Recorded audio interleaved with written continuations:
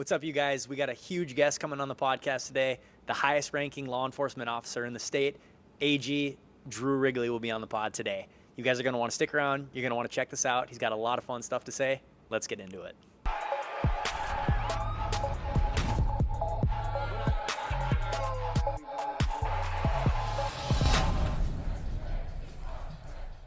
I'll resist the temptation to do what I do, 10-minute answers. It's like, honestly, okay. God, Drew, you're not in the United States Senate, Drew. Yeah. You don't need to bore us to tears on what you're saying. Okay. So I'll try to clip it up a little bit. Yeah, Okay. my kids are on all that stuff. They talked me into going on Instagram 2 years ago, and I could be a marketer for Instagram. I think it's so fun. Yeah. And then when the algorithm figures you out, like anytime I want to see somebody have like an endo skiing accident, my Instagram is where, people say, hey, Drew, I haven't seen any footage of somebody falling down a mountain for a while. Can you send me something? Sure. Why don't I just go on here? That's my feed, is all stuff like that. It's awesome. Do you find it weird animal that attacks. Animals attack each other, and they're vicious. Do you find it weird that like it can connect everything? Like if you say I want a new pair of shoes, and then you go on your Instagram and it tries to sell you a pair of shoes, like do you find that as a problem? I find it's weird, and I find that it gets borderline. It should be illegal. Are we filming right now? We are. Yep. How fun is that? We can turn it off. We can turn it on and off. It's so at any point. spontaneous. You can leave it going. So I'm a very transparent person. So I think that the fun thing about it is that, but it also should be illegal that they get you, that they tape you. I think, like, how does it work? A few seconds, it's constantly looping back to these algorithms, even without you hitting send on something. It's just getting, like, your phone's picking, you're wiretapped, in essence. And so there are privacy concerns there, whatever. I don't know. I'm not plotting the overthrow of the government or anything, so I'm not that concerned that they're going to.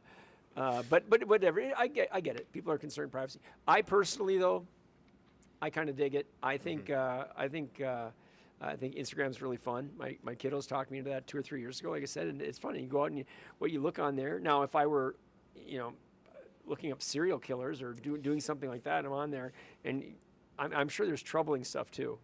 I guess that'd be a good way to find out what your kids are up to. I insist on seeing what's your algorithm got you doing, but I don't know. They're well, clearly you're skiing down a mountain in animal accident. Animals fight. That's not what I would have expected. Look, it's snow skiing accidents and just coolness on people snow skiing, and then animal attacks. I mean, at the edge. I'm just gonna tell you right now. If you want to steer clear, if you want to live to a ripe old age, don't go to Africa and stand at any water's edge. Don't.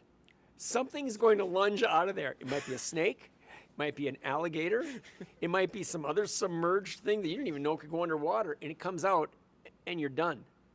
If you're lucky, you're going to drown before what it does to you. That's my observation for my Instagram page. Okay.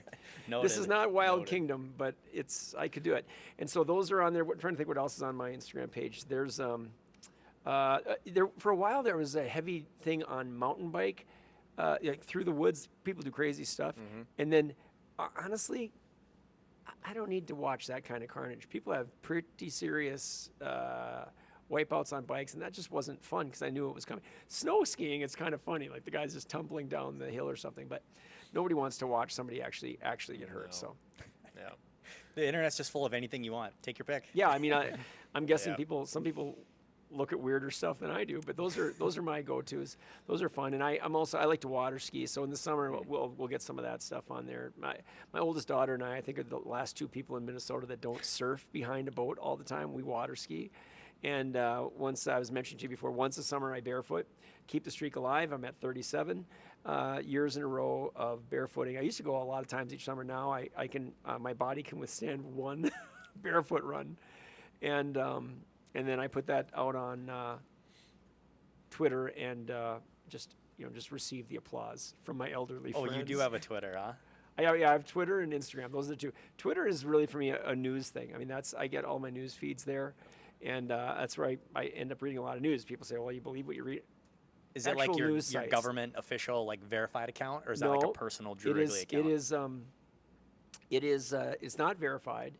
It was for a time, and then Elon Musk wants to charge me like whatever it is, 87 cents. I don't know what it is. I'm not paying you for this thing. I don't, but my Instagram, I don't want to brag, but it's verified. Nice. And you know why that happened? True story. When people say true story, do you think to yourself, so the rest of this has been nonsense? No. But this, all of a sudden, about is about 2 months after I got Instagram. All of a sudden, Sunday night, I get back from the lake. My niece, Gracie, sends me a note. She said, Uncle Drew, did you open a second Instagram account? I said, no, I barely opened my first account. And I got on to see what was going on.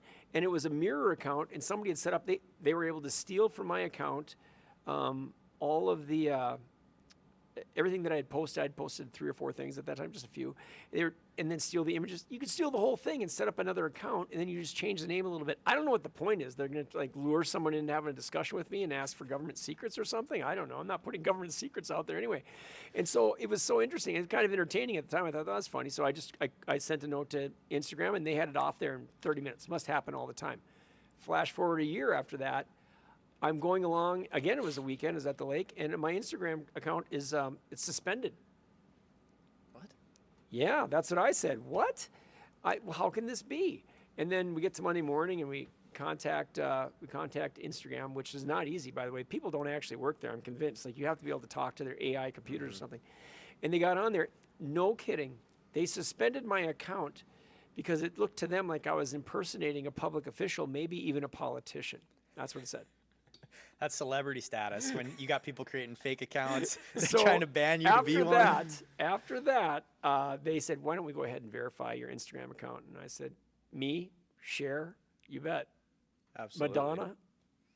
All of us. I'm just known. I want to change the title to Drew. Mm-hmm. I'm going to have to find you on there now. Verify Drew Wrigley. Like this is... Yep, Drew.Wrigley 30. 30. Why the 30? Yeah, because I'm the 30th Attorney General. Okay. And I feel like I'm 30, but I'm a lot older than that. That's right. Well, that water skiing, that's keeping you there. That's right. It keeps me young. And then pulling my kids around all day long, surfing, wherever they do. Sure. So what was Drew Wrigley doing? I'm 24. Joseph is 28. What were you doing when you were 24? Let's say that. What were you? You going to school? 24. I was going to law school. Yeah.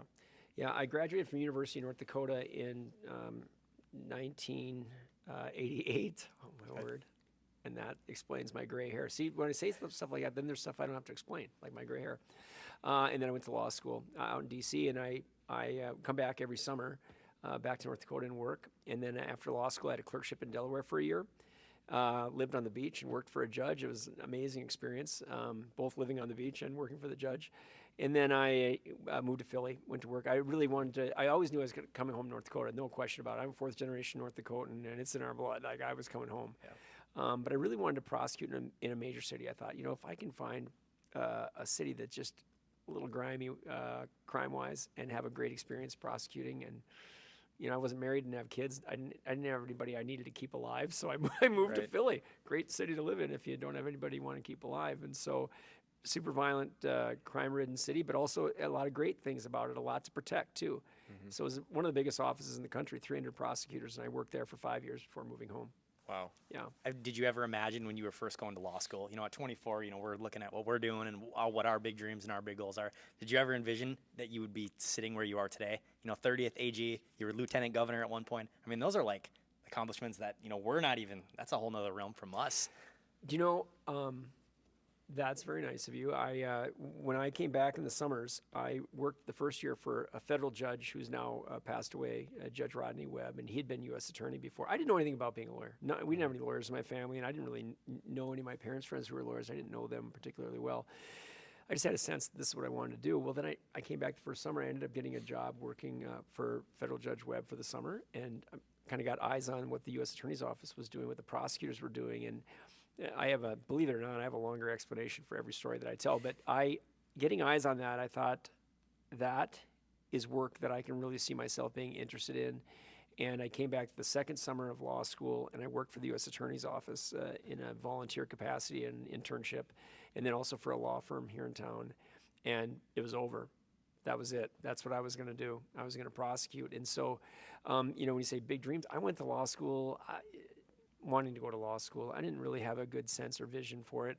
And when I got there, I just was fortunate through a couple of almost like stumbling into situations, working over at the federal courthouse and then working in the U.S. Attorney's Office in that internship. And like I say, that was it. I got a clerkship for the year after law school, which is something I wanted to do, a good opportunity to, work for a judge and then learn a lot more and get eyes on a courtroom.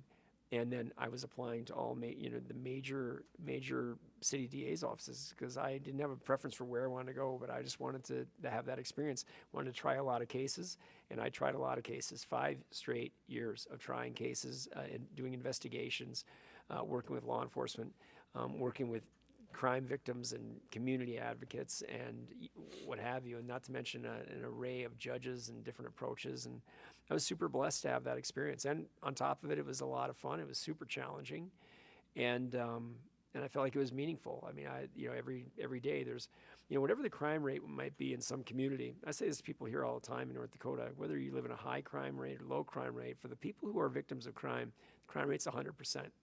And I feel that to the core, even today, all these decades later, when I have the privilege of doing work along those lines. To your bio, I'll add twice serving as the presidentially appointed U.S. Attorney in North Dakota. That was something. I started off to answer that question because you asked, did I have a sense of what I would do with my career? I told my oldest daughter's in law school right now, and it sounds hokey, but I'm super blessed. I am living my dreams. I mean, I get to do the things professionally that I dreamt of doing, and I didn't even want to say those things out loud. Sometimes I thought to myself, people that think, well, you want to go into public life, or you want to. And I knew when I was appointed United States Attorney the first time under President Bush, and then confirmed and got to get back into law enforcement, where I had left a couple years earlier when I left the DA's office and moved home here. I meant it. I didn't know if I would ever be in public service after being U.S. Attorney. There were a couple of opportunities, like partially through my 8 years there, that I didn't take because I said, there's no way I will leave this work that I love this much to go do something else because it just happens to be involved in politics or public life. And that was something I figured out pretty early on. These jobs are not all the same. And if people want to be in public life, be careful what you're looking for, because not all the jobs are the same. And when I say that, I don't just mean people who run for public office. I mean public life. And there are a lot more public servants who are not people who run for office, but they are every bit as much in public life. I'm proud of everybody who works in that Capitol out in Bismarck. People who work in my office, one of us ran for office, one. But everyone is the Attorney General's office, and they know that I believe that to my core. And so I celebrate their work too. But I tell them when I'm going through an interview, with whether it's a lawyer or non-attorney position, just be sure that you want to do this. That's one of the first things I ask. Why? Why the Attorney General's office? And don't tell me good benefits. I mean, have a sense of the mission, because you're going to work hard, and lots going to be asked of you, and you probably won't make as much as you would if you're in the private sector. So just understand that that's what you want to do. That'd be my advice. They're good experiences. They're interesting, but be sure you want to do it. And again, talking way beyond the relatively few people who put their name on the line to run for office, because public service is all of it.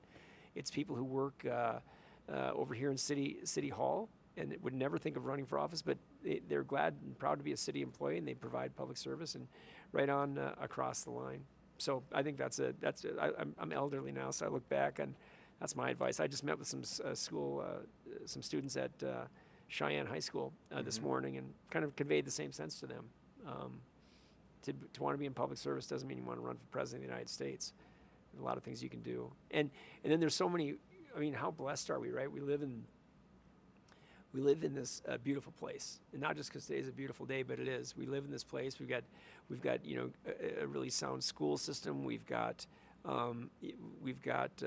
serious commitment to law and order in our states. We have economic opportunities. We have all the natural resources you could ever hope for, that God would ever give to like one state or region. And we've got all of that can be utilized for people and their bright ideas. And people have a lot of them for different businesses.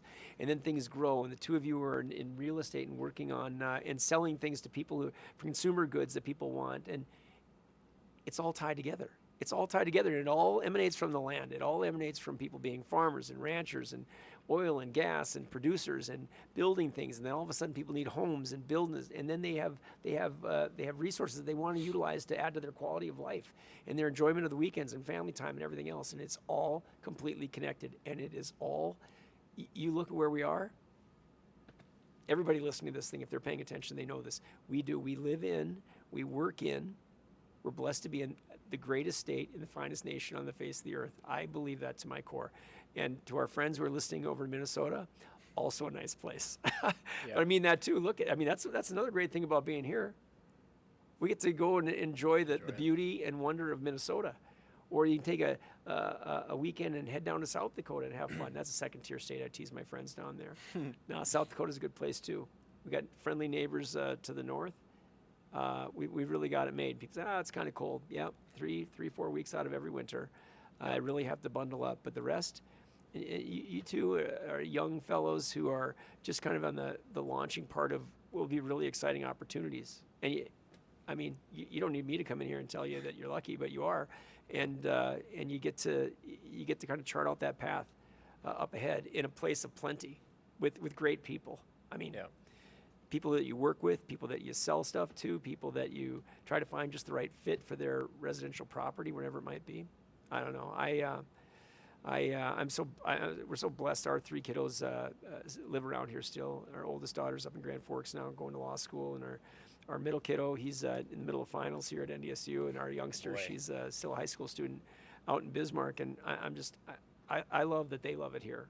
And I don't, you never know where people will go eventually. But fellas, when I was in high school, graduating from Fargo South in 1984, and then went on to college, undergrad at UND, a lot of people were thinking in terms almost exclusively of, okay, I'm gonna find a job in Denver, in Chicago, Minneapolis, St. Paul. And those are nice places and nice areas, but boy, is there a paradigm shift to where people think, man, there's just opportunity all over here. And it was tougher economically in those times. And we all owe a lot to those generations that just kept at it and kept saying, no, there is great plenty here. We're blessed.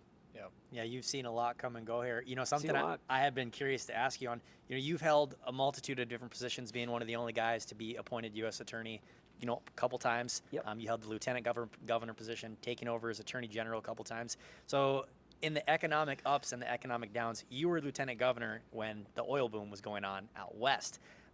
So what were some challenges that you in the state of North Dakota faced? As something that obviously we've never seen, what were some challenges that you guys faced, and how did you guys overcome those at that time? Well, the challenges were largely challenges of robust, fill in the blank, robust growth, robust demand, robust need for expanding schools, robust need for widening and improving roadways and infrastructure and water systems and everything else, because for the first time in generations, people were flowing into the state in dramatic numbers, and they figured out pretty quickly, like, this oil and gas play is not going to be flash in the pan. So all of a sudden they started bringing their families with them from other states when they were moving out here too, and their kids had to have schools to go to. And I use Watford City as an example. It was a pretty quiet little town here in the early 2000s, and then things took off dramatically. And some would say too dramatically, and some people try to take political advantage by saying, we don't have room in our schools, the roadways aren't safe, on and on and on and on. And I made a comment at the time that became controversial for like 3 weeks, and I stand by it today, as I tend to in my public pronouncements. Our challenges were rich man problems. We had rich man problems. We need more space because we have more students. We need wider roads because we have more trucks. We need better water infrastructure and everything else because there's more demand from industry and people building communities and everything else. And we've got the resources as a state. The revenues were flowing in, so we had the money to flow in.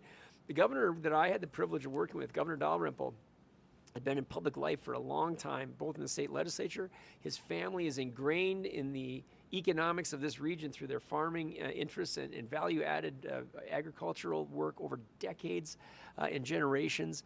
And then he had 10 great years working in hand in glove with the then Governor John Hoeven, and really building on the economic capabilities of our state and region. And then Jack Dalrymple was exactly the right person to be in place at that time to be able to make assessments of what were the infrastructure needs of the state and what was he willing to do to move the legislature in the direction of we had historic tax cuts, largest in state history, but also the expenditures went up quite dramatically. And as I would tell people when I went out, and they would say, well, you guys are spending a lot of money. I'd say, well, you stop me when you think that we're at the place that you don't want the money being spent by the government. We're giving more opportunities to schools to expand dramatically to take in the number of kids that are coming into their communities, whether it's Watford City or Crosby or Dickinson or all the places in between, or better roadways. We're having challenging road conditions. People got to widen them. We got to have passing lanes. We got to have all sorts of things for the size of trucks and the numbers of people that are moving around and kids driving between schools and school events. And the list went on and on and on and on. And pretty soon people are like, yeah, that doesn't sound. Yeah, those aren't controversial things. Those are things that a state on the move needs, and that is what we were, and that is what we are today. We have a new normal in our economic activity in the state, and it has sprung up largely. You look in the late 90s, then early 2000s, and growth, dramatic expansion, and now here we are. People aren't fleeing the state in huge numbers. We've got the largest population we've had since the early 1900s, when every quarter of land had a different farm family on it, and that's not the way anymore. But a lot of these small communities around our state have had new life breathed into them, and it's permanent, it's real, it's lasting, and again, just opportunity across the state. We're super blessed, and it's why you hear more people talking about, what are you going to do? Well, I'm going to move out to Bismarck, Mandan. I've got an opportunity out there with an engineering firm, or what have you, and everything in between. I always said, anything you want to do, short of maybe marine biology. Maybe even marine biology. I don't know. Can you do that over the internet? Probably. Probably. Yeah. I mean, drive through Fargo. Look at the growth. South Fargo. It's incredible. Right. I mean, it's West everywhere. Fargo. West Fargo. Yeah. Out there, and that's where I was at the school today. I told those youngsters, I said, when I was your age, this was a wheat field, and this was a long way from the edge of town. Now, I might sound like their grandpa. I told one, I said, how old do you think I am? She goes, 52? Knuckles, man, 52. I said, I remember those days like it was yesterday. Take it. Yeah, that's right. So 59 years old. You said you don't do a whole lot of speaking like on stuff like this, so No. I guess we're pretty lucky here. I guess I just happened You to tell run into you at the Inforum boardroom, and I'm like, what is this guy speaking at the Inforum for? I still never got a chance. Like, what was that all about for you? Is that just a chance to come and, I mean, I'd love to hear. I meet with the editorial board, not quite every year, but from time to time, because I want people to, like, I always tell people, I don't work for the Chamber of Commerce. I mean, I've said it that day. Like, I'm the mayor of Reelsville. I want people to ask me whatever you want to know, and then know that I stand by it. I've said that to reporters. I've 25 years. I've been in and out of public life in North Dakota, twice as U.S. attorney, both, and then as lieutenant governor, and now in this role. And I'm proud of the fact that we've been in the middle of some controversial things, because I am somebody, I want us to move the needle on things. We're not in these jobs to do piecemeal small ball work, not really moving around, just keep everything placid, and our job is just to look good. That is not what our job is. Our job is to do the public's work, to do it in an accountable, transparent way, take all incoming. I go on radio shows from time to time and other things, and they know I don't just go on when we're holding a championship belt. The public pays us. They get to ask us questions through all of you, through all the different formats, and there are more of them today than there used to be. And that's even on controversial days. So we engage in those topics. And the editorial board, and from time to time you'll be talking with a reporter, and they'll say, can you just tell me this off the record? And there are things, if I'm ethically or legally bound not to say it, then I can't say it off the record either. But if I can give some guidance on something, I'll say, well, I can't be public on this today, but I can let you know that you might want to ask me in 2 weeks about the following things. If not all of them, every one of them, I think. But if not, then 99% of them I must have forgot one time.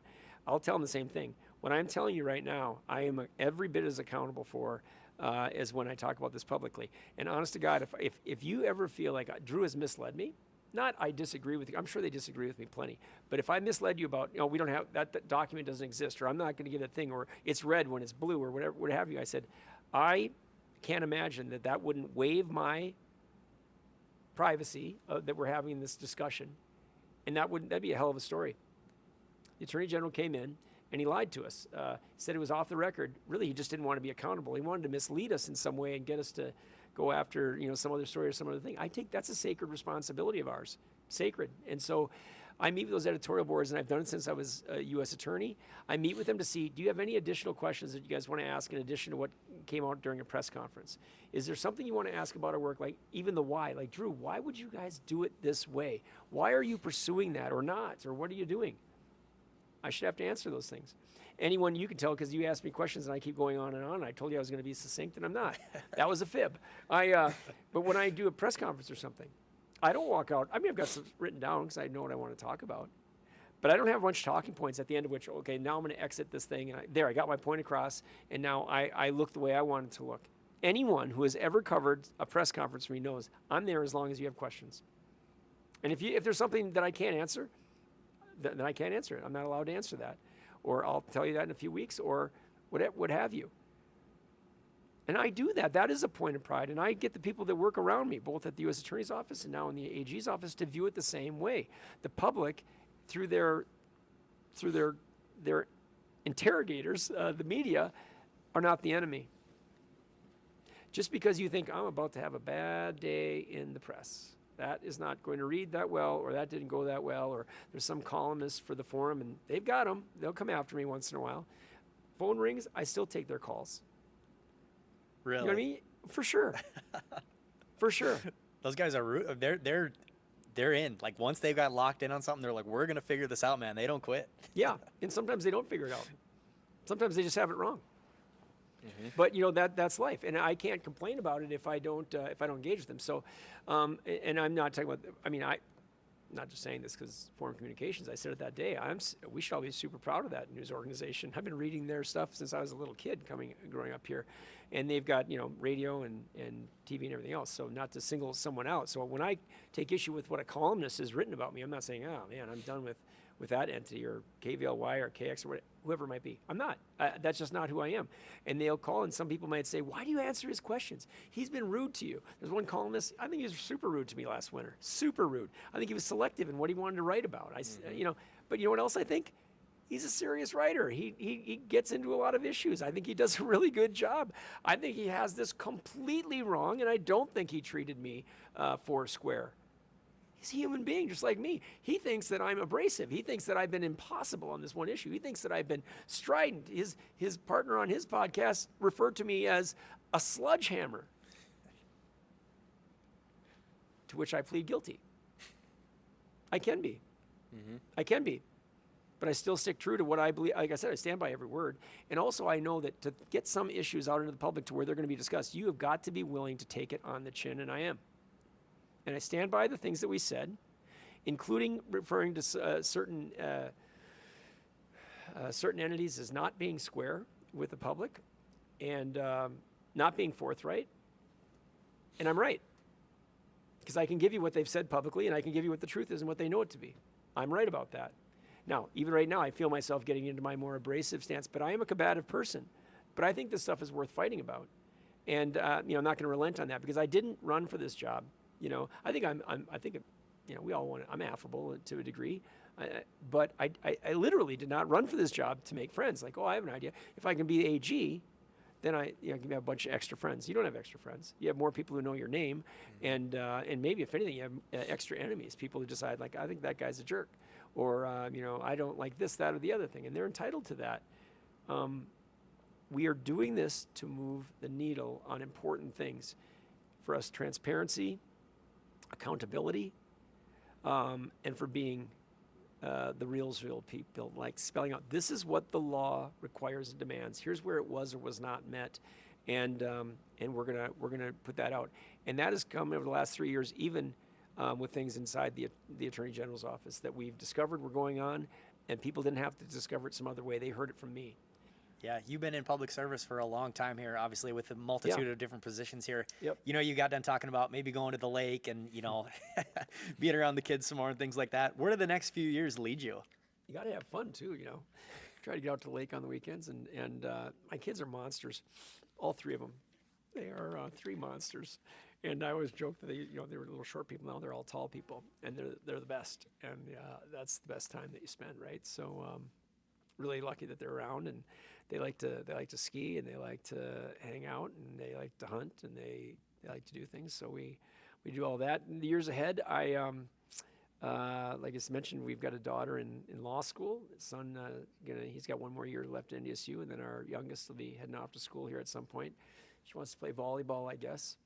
And that's fun watching her. I said, I just wish you would like maybe fail a couple math classes here and stick around for another couple of years. What would it hurt to have 2 more years of high school? Right. But she's a really good student, so that's not a very good plan. It's not panning out for me. But the years ahead will, I'm going to, a year from now, I've got to, well, actually, I'll probably have to decide later this fall. I'll decide whether to seek another term as Attorney General in 2026. And if you guys promise not to tell anybody, I'll tell you, I intend to run for another term as Attorney General. And I've really appreciated the public. I get stopped routinely. Okay, I'll be at a grocery store. Someone will it usually goes something like this, because people are busy. They got their lives. It doesn't matter that you've been in public life 25 years. Walk up and they're like, "Are you that lawyer?" I said, well, it kind of depends on what comes out of your mouth next. Yes, with a caveat maybe. And then we start talking, whatever, and you go through. And again, not direct quote, but something along the lines, routinely, somebody will say, "You're a lot friendlier in person." I said, well, I'm friendly. But they make the point that, yeah, well, when you're on TV or you're in the paper, it's usually because somebody's done something they shouldn't have, or you're talking about some issues that's challenging, or something that maybe isn't so perfect about our communities. Like the fact that we've had 10 straight years of violent crime, when it's like you look at the category of crimes committed by a human being against another human being, 10 straight years of that going up. There were about 8,600 such crimes 10 years ago, and now we're up 43% roughly. We're up in the 12,600 or 800 range. That's a lot more victims every single year. It's been going up, and it's a challenge. And I've got some things I've been trying to address in that front, and getting some resistance from some people who want to resist that in the political process. But do you know who doesn't resist it? The public. I bet the public's about 85, 90%. And that day we were talking over there at the forum, you could see it in that room. That was a lot of support. And I would describe that as somewhat, I don't want to say left-leaning, but, it wasn't like a big, it wasn't a MAGA crowd. No. And so a lot of support for that. The lady next to me had the funniest line, though.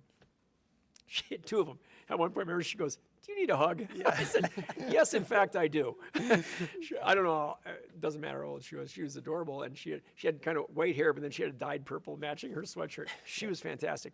And then at the end, she said, "We agree with you on the violent crime stuff," but she said, "Is there anything that you think you could do to get the legislature to be mad at violent criminals as much as they are mad at librarians?" I said, I don't know. I don't know if they're mad at librarians or not, but that was I valued that conversation. And you asked, well, why go over there? Because again, this is a group that's helping shape news coverage, and they're reading the paper every day. So we're in that paper a lot here in Fargo-Moorhead. And I just wanted them to feel like, ask anything you want, but also get a sense of the people that are in the news, because we are human beings at the end of the day. We're imperfect. Some days we're abrasive. Some days we're trying to be too, smooth off the edges too much, and you can do both of those things. I believe that, and so we try to stick to the integrity of the moment, what's going on, what actually happened that you can talk about now, and then understand in the fullness of time, you're going to have to talk about almost all of it. And I always want to be graded against what did we say, what did I tell you was so, and how did that pan out? Now, things sometimes, we can start an investigation and we get going down one route and maybe it goes a different direction. That happens too. We'll answer for those things. Yeah, well, that's really cool, thinking about running again for it. Had you ever had any aspirations to maybe be the governor or anything of sorts like that? I feel like as long as you've been in this, like if there was a guy that probably could do it, it probably is you. Why do you feel like my job's so crappy you want me to run for a different one? Doesn't the governor get to ride around like a cool helicopter or something? I thought maybe that'd be a fun perk for you. Governors are pampered every day of their lives. No, I've had the privilege of knowing the last several of our governors, and we've had a really good run on governors in the state of North Dakota, including right now. We got another good man in there who's working hard at things. There was a time where when I was lieutenant governor, I really wanted to run for governor, and thought that I was thought that I would someday do that, and then decided not to run for re-election. Governor Dalrymple and I decided not to run for re-election in 2016, and I went back. I thought I'm going to go into the private sector, and made some personal decisions about that. I did, and but pretty quickly felt like the pull to throw my hat in the ring to be U.S. Attorney again, and I was fortunate enough to get reappointed as U.S. Attorney.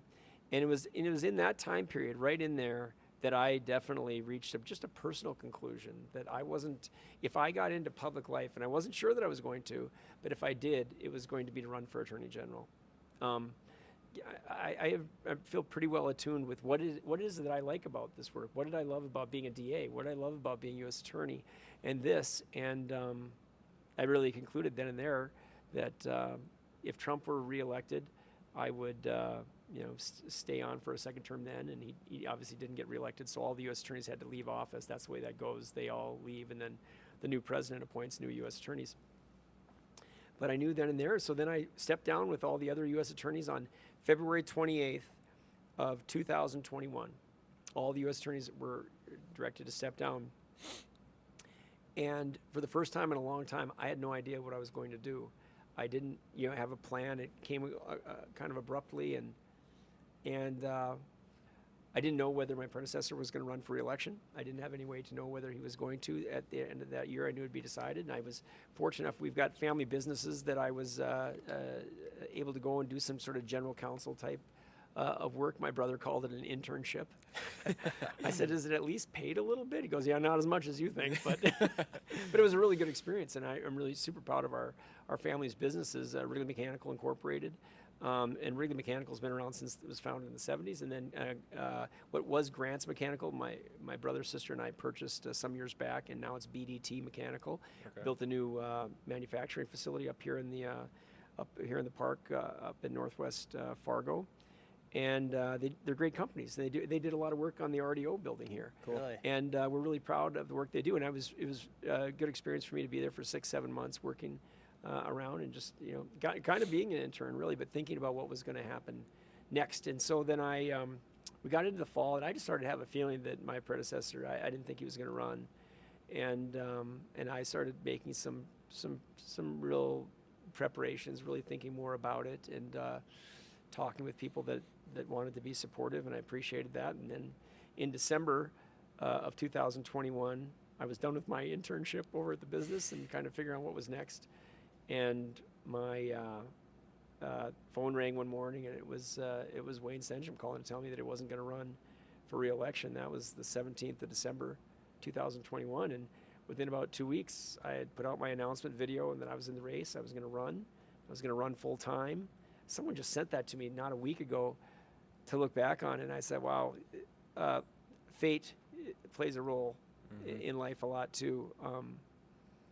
We don't know. Like, you plan for things, right? And you need to, and you have to work assiduously toward your objectives, and then just have the peace of mind and heart to know that there are change in direction.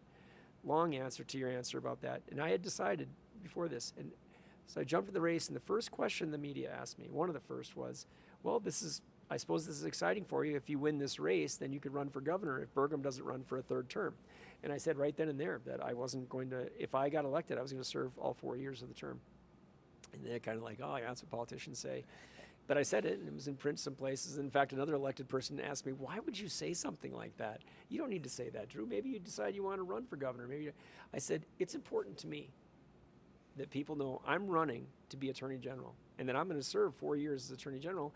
And sure enough, when Governor Burgum decided not to seek a third term, phone started ringing, and 2 or 3 of them asked, "Well, are you going to run?" I said, "No. I don't have to know who's running. I don't have to know anything else." It was like in the minutes after he made his announcement. I said, "I pledged to run all 4 years if I got elected," and the people of the state were kind enough to elect me Attorney General, and I don't regret that for a minute. I'm where I should be. I feel in all humility like this is a good blend, and I think the Attorney General's office, everybody, not just the guy in the corner office, I feel like we're benefiting the state in a lot of important ways. We've moved a lot of important needles. We played defense on a lot of things that we needed to put a stop to and end. And so I'm going to run for re-election next year if I'm healthy. I feel healthy today. I hope you never know though, right? People have car accidents, people have things, because as I started to say, just about 10 days after Wayne was out saying he wasn't going to run, I was in and I was running. And my campaign lasted in that phase of it, 4 weeks. I was at a campaign luncheon up in Stanley, North Dakota. Some good friends up there put together a luncheon. And I'm walking in, phone call, take the call that morning, and Wayne had been found unresponsive, and that was all the information that was out there. And by later that night, I had another event that afternoon, and I was in my Jeep driving back. I still remember where I was in the north end of Theodore Roosevelt National Park, and I got a text. I looked down and pulled over. All it said was, "We lost him." It was one of Wayne's relatives, and couldn't believe it. I have to say, I couldn't believe it. I'd known him a long time. We all have, and then just, I had this head of steam. I was going to be running full time. That was going to be my job. I'd set aside some resources for that, and we had started. And then, it's about 2 weeks later that after Wayne's funeral, a couple days later, that I was appointed Attorney General and sworn in to serve out his last year, and then elected to my own term. So I say fate plays a role in all of that too. I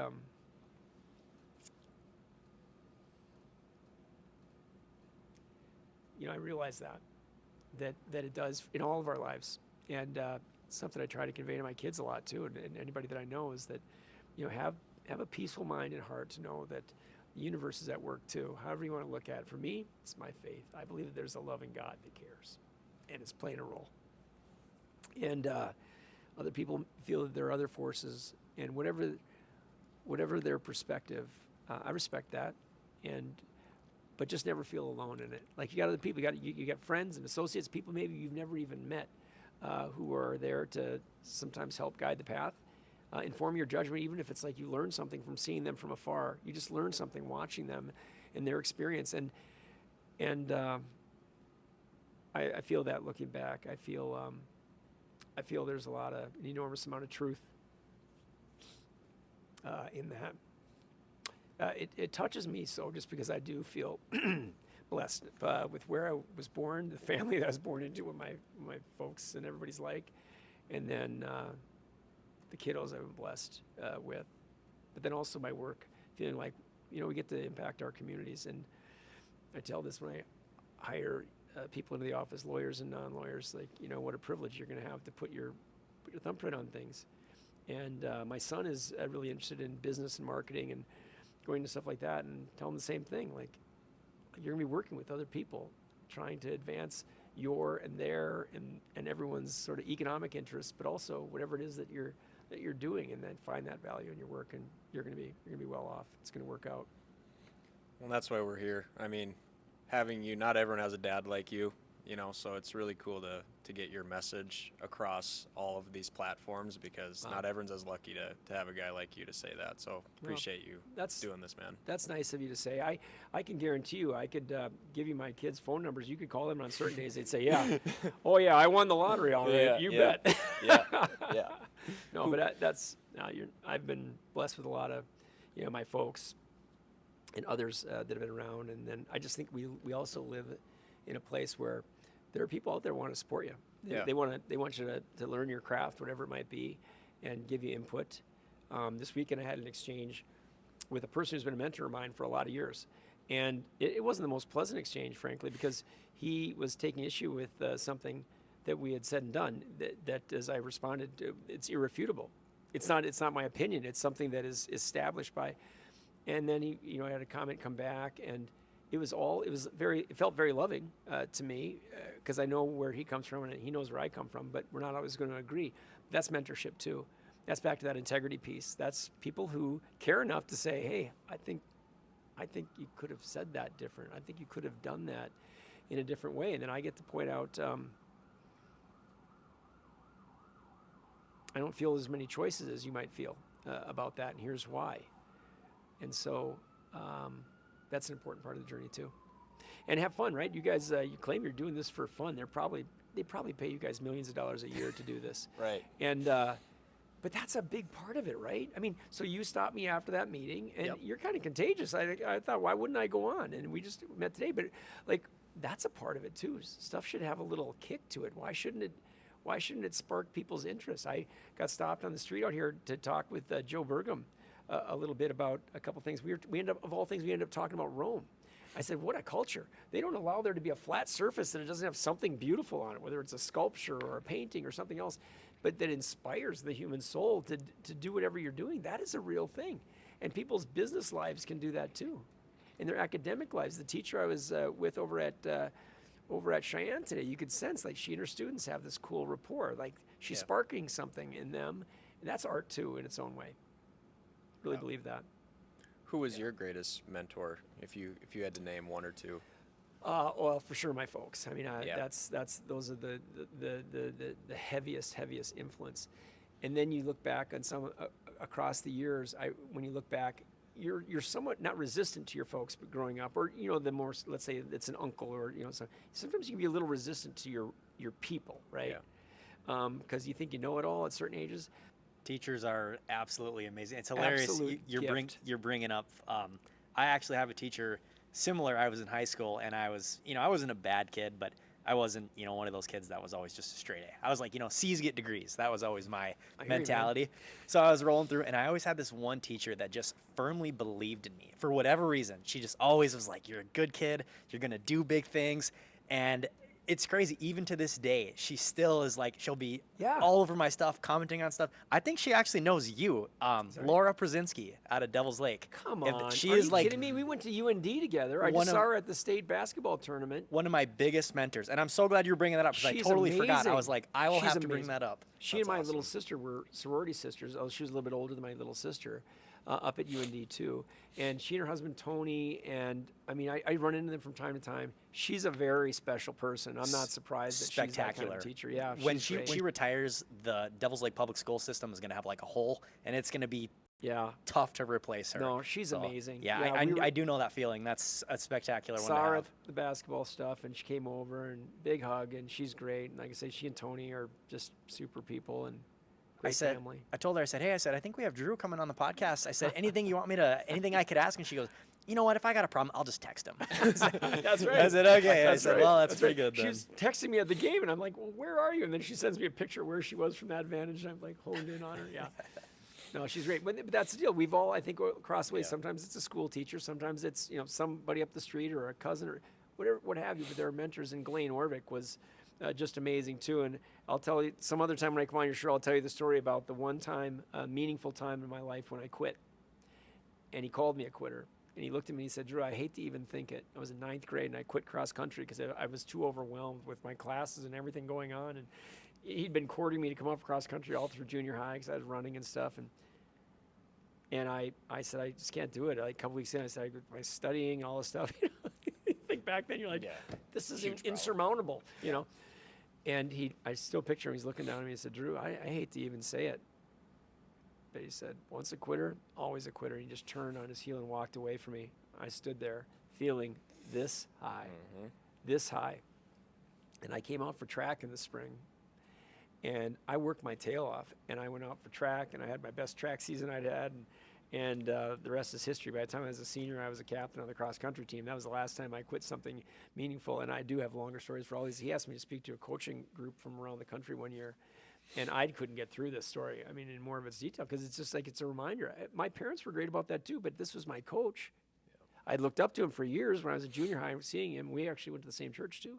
And now he just very chilly was sort of like basically saying, Drew, this is consequential, not inconsequential. And he knew I was quitting for like some lazy reason. I didn't decide, well, I don't like running or I've got this, I got to have a job because I've got a sick family member or something. No. I was just being lazy and a little bit overwhelmed by the nerves of like, all the pressure of being a high school.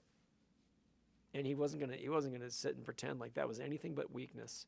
And who wants to feel that in yourself? Once in a while, today you'd probably be in trouble if you talk like that to a student, but you shouldn't be, because that came from a place of love too. He was concerned and handled it in a way that I never did it again.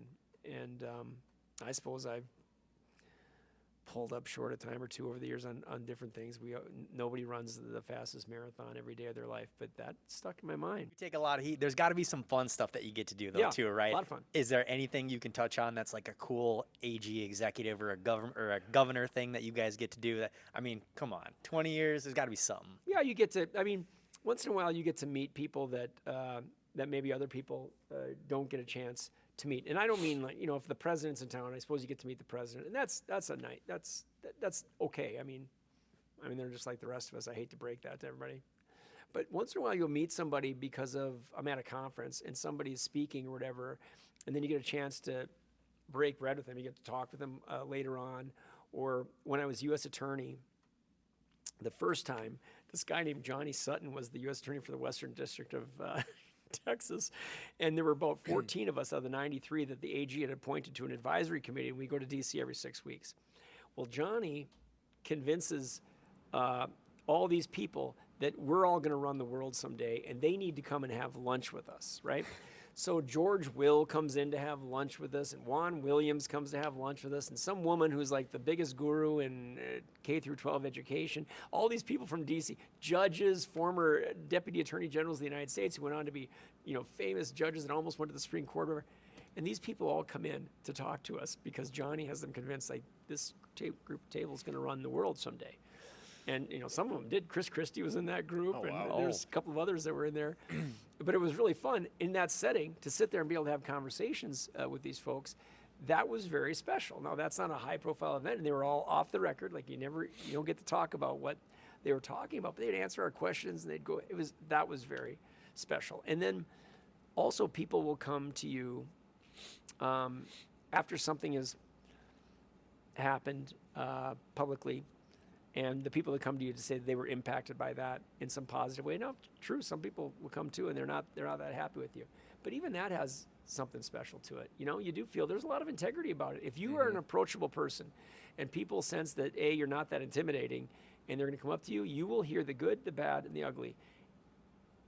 There are people who don't get those things.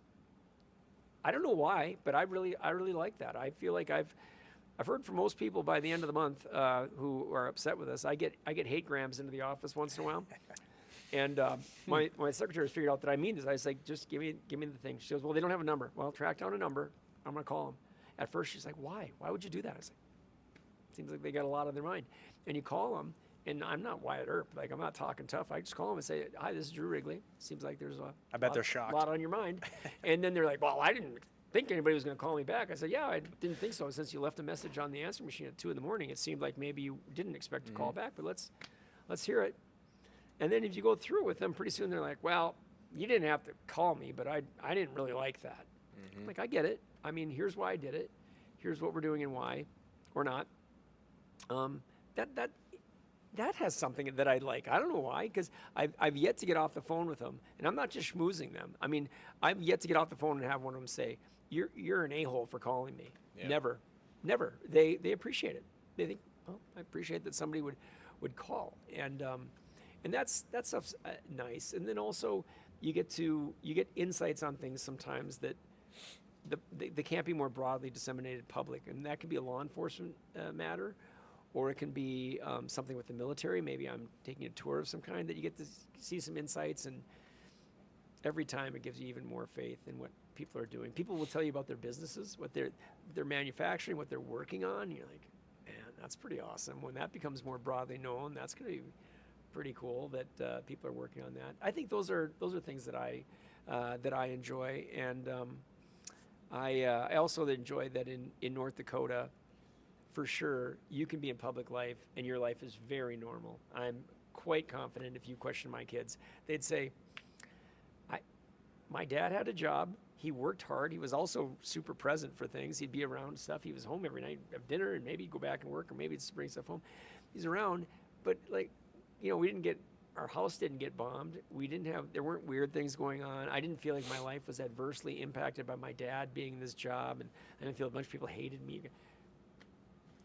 Your family can have, so it's you don't have that disincentive that some people might. There are states that I would not run for this or some other job. Wouldn't do it because it would just be too negative an impact on your family. But yeah, in North Dakota, I've always wondered that. It's totally pretty normal. Across the board. You don't ever have any. Do you and Kelly Armstrong just get to go have a beer on Friday after work after a long week? We've had beers together before, not since he became governor, but it's interesting though. You become part of narratives once in a while. I mentioned this columnist. One of the things this columnist was saying this winter is that there's a fissure between the governor and the attorney general on this issue, and it's growing. And he was saying this, and I called one day. I said, I don't know how to break this to you, but there are two people involved in that story that you're talking about, and whoever is telling you that, they're not telling you the truth because it's not true. I said, I'm not shy about arguing. I mean, why wouldn't I? I'll argue with somebody if I have to, and Kelly's the same way. So neither of us are going to shy away from that. That is not true, what you are reporting, whatever you're saying. Oh, I was told this, that, and the other. said, we were drinking beers at my house. What are you Not talking anybody about? credible. I went over to talk to Kelly about one of the controversial issues that it was controversial, involved both of us. I walked over there. I said, "Hey, Kel, I owe you the direct quotes. I'll tell you behind the curtains. This is what happened." I said, "Kel, I owe you an apology." And he's like, "No, you don't." And I said, "Nah, I do. I'm going to argue this policy, and I'm going to push as hard as I can." And he looked at me and smiled. He goes, "I noticed." I said, but one of the things that I had said about somebody in his administration, I said, that has the effect of sounding like I'm criticizing you for who you picked. And I said, "You have my word, I'm never going to do that again." And he sort of looked at me, and he said, "Okay, well, that's nice of you." He said, because we can have it out behind closed doors if we need to, and it's not my business who you pick to do things, but I'm pushing this policy." And again, he said, "Yeah, no, I noticed." And he kind of laughed. He goes, "Can we pivot?" I said, "Sure. On to the next issue." I mean, not because he doesn't care, but this is another guy. This is another hardworking person who's serious about what he's got to do. There's an enormous variety of demands on all these jobs, but maybe the governors get a lot flowing in there. They got a lot of subject matters that. So he's very active on the socials. He's a fun one to keep up Is with. he? We like Actually, his is tint he? bill. Sunglasses on, signing the bill. Yeah, I saw that. Actually, on Twitter. He's So good. He's super good natured, and one of his former law partners was one of my daughter's professors up at UND in the law school this year, and so he grabbed Quinn when we walked into a little gathering the other day, and they were yapping it up over there, and he's a very likable guy and super high energy, and another, person of North Dakota who loves the state and is going to work hard at it. So, yeah, we've got a very good working relationship. Well, we don't have the same jobs. I mean, and our jobs don't intersect in every way, but they intersect in important ways, and so that's an important relationship for the state. Yeah, that's fantastic. Yeah. Well, thanks for coming on today. Yeah, It was fun. Yeah, this was awesome. Let's do this every day. Every day? Let's make it my podcast. Yeah, we should. Let's Yeah, call it the just- Drew Wrigley podcast. Yeah, Let's Drew go Wrigley through all the 30. grades and my teachers. Yeah, as long as we can make it on that verified Instagram account of yours, we'll be good to go. Yeah. Amen. You'll be there. I gotta figure that couple things out on there. But my kids, we have so much fun sending them memes. I'll be walking between meetings or something, and if I send something sarcastic or something, Quinn's always pretty good about. Yeah, Dad, do you actually have a job? Because that's like the third meme today. I'm like, it takes 2 seconds to go. So anyway, but I send my kiddo stuff in there, and there's also a fair number of I follow some things that are centered on faith, and I enjoy sharing that with them. My kids are really seamless about that. That's super comfortable space for them, not because we're all Bible bangers, whatever. That sounds like a pejorative. I don't mean it that way, but our faith is important to us. And my kiddos they're very comfortable with that discussion. So we do memes back and forth. And then my little sister, she's another one who we go back and forth with some of that stuff. So I think there's a fun way. I mean, social media gets hacked on a lot, and I'm sure there are bad components to it, but there's also a lot of fun. And Nothing better than sending memes back and forth with your dad. Yeah. Me No, and my it's dad, great. just get them, and I'm like, Dad, go to work. Yeah, I know. Well, Patrick tried to convince me that LeBron James is the greatest basketball player of all time. Now, this started about 3 years ago. And I appreciate very deeply that my son has matured to the point where after watching thousands of memes about Michael Jordan being sent to him, he doesn't disparage me anymore. He's like, okay, for his era, I can totally see this. But I'm like, this is a completely different style of play. Yeah. A completely different level of compete. I know LeBron wants to win, but I love the memes of the ones with him faking like it got hit in the jaw. Flops and it, flop. and It's like, no, Nothing that's not beats Michael MJ. Jordan, man. Yeah, And he's just killer. so it's so much fun to watch, and I think the game was, from my perspective, I watch hockey, to the degree that I watch, Fighting Sioux hockey, but UND guy over here. Yep. love it. That's right. You And that's super fun hockey to watch and follow, and yeah, I just I really, but back in the day, that's when I was in Philly. Was the heyday of that when I was in the DA's office, and read about those games every day, and then watch as many as you could watch, and then really get into it during the playoffs. And I guess I didn't realize like what an era where you look at him and Scottie Pippen and Horace Grant and these teams that were just. You're going the back-to-back-to-back, the three-peats. It's not been nothing like it. Incredible. And then Living in it. LeBron James, it's like he's good. Yeah. No, a bunch of people. Not as Yeah. good. But it's just not the same. It's not the same style of play, and just not the same. But like I said, obviously a super talented guy. Have you But gotten it's to just- meet any like NBA? I don't know if No. paths would ever cross. For No, that, but I've never met an NBA player. You that could I can recall. DM him from the Instagram. yeah, Yeah, I should. get that. I should do that. That'd be cool. I got to know Dave Haxtell when he was coaching the Sioux because his father-in-law is a good friend of mine, and he was the head of this foundation board. And David sent up a helmet, a Sioux helmet. It was like the last year they had the Sioux, and there's a little Sioux logo on the side of it. The full cage, everything. He sent it up, and he signed it for me.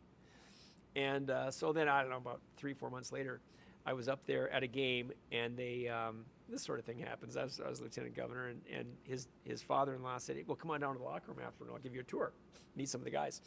And so I went down there, and we're walking through, and then I walked to Dave Haxtell, and he's just like, he's a stone-cold killer, right? David is a stone-cold killer.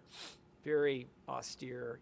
He was a Sioux captain when he played there, and he's actually really funny in person, but he's very dry. Mm-hmm. And I'm standing around there, like 3 or 4 players, and they're all getting in various stages of one guy's getting a hot tub, one guy's getting ice, all this stuff. But then we're all standing around talking. And I said, hey, Coach, thanks a lot for the helmet. I said, it's proudly displayed in the lieutenant governor's office out there. And he's like, it's like, no problem. And I said, hope you don't mind, but I've been telling people that we hang out. And all the guys they break out laughing. And then just like perfect timing, David, like when it subsided, he just looks and he goes, same. Same. Ego like, through sure. the roof. Sure. Yeah, no, they believe you, David. Yeah. Yeah. I hang out with the lieutenant governor. They're like, what's the lieutenant governor? Yeah. Is that the same as like, is that like the handmaiden? Or? Yeah, what is that again? Oh, man. that's too good. But that was fun to meet him. But along the way,